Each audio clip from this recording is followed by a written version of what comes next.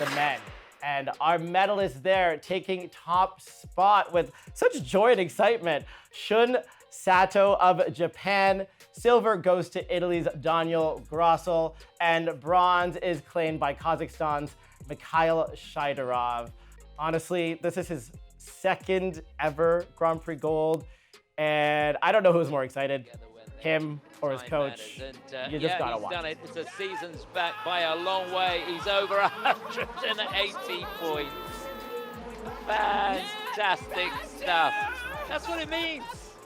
The work that these guys put in. It's incredible, and I want his coach as my cheerleader every single day. I think that would be super helpful, but I think my favorite part of that reaction also is his coach is this massive big reaction, and he just throws a towel over his head. the juxtaposition. Like, towel? Are you cringing because of your coach? Or are you hiding some emotion? What are you doing behind there?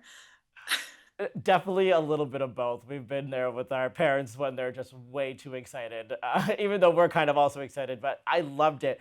And I'm really happy he brought back his Ladies in Lavender short program. His Firebird program is very poised, very strong.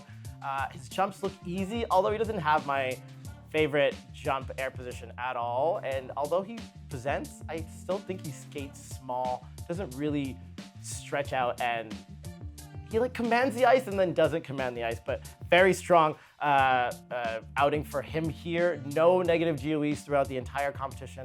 Five beautiful quads landed in both programs. But let's talk about the silver medalist, Pope Daniel Grassl, his free program to Conclave. What did you think of Daniel Grassl's free program here? The words at the beginning definitely caught me off guard. Just starting off a program and it's like, yeah, the Pope is dead. I have not seen Conclave, so maybe I need to watch it to get the full grasp of everything. But he was very focused throughout the entire performance, and I wish he gave more of the drama. He said there's a huge twist at the end of the film. I guess the twist is ripping his shirt off. I don't know. But one thing I do have to say, there's a moment of silence in a step sequence, which I think is a bold move, because when there's silence in music, it can do well in some ways, and then other ways it can deter from the performance. So it depends on how you do it. But it was really fun to hear his edges being picked up by the mics, and it is something that's just really satisfying as a figure skater, I guess. And then everything else was, great too, quads and stuff. Apparently quad lutz is very common in men's skating now.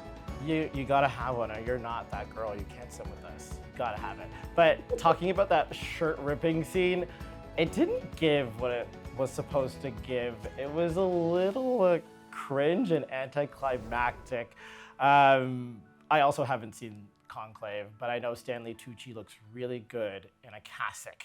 But let's go on to the third place finisher. A little bit of a shock for me. I had Mikhail Shaidorov winning this event. He was the first man to land a quad toe in combos, a second jump, as well as a quad sow in a sequence. And he is the reigning silver medalist at Worlds.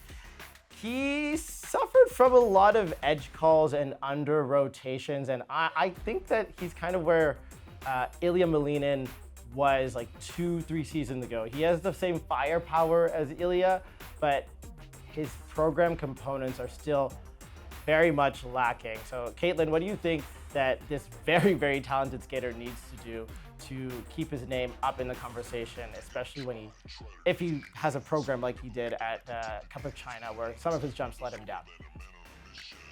Well, obviously his strength is his jumps, and that is why he's in the running for a lot of things right now, is that he is one of the top skaters in being able to compete with Ilya for the amount of quads in a free program. He's also keeping himself unique with doing the triple axel Euler quad sow, which is just absolutely insane in my opinion. But it's incredible to witness. But if he wants to keep improving, like you said, the components need to improve. With that, I find is also music choice. There's some musics that are just genuinely really hard to skate to. And when you're trying to get all these difficult jumps, the quad elements, the spins, there was a few of his spin positions that felt a little bit wobbly to me, and it was just the part of the focus. So I think maybe being a little stricter on music options and really diving in on the choreography and that focus will go a long way in him progressing throughout his career. I agree, because last season at Worlds, I thought he was making big strides in his program components. These programs, especially the short programs, is fun, but doesn't really reflect the work that I'm sure he's doing at home in those program components.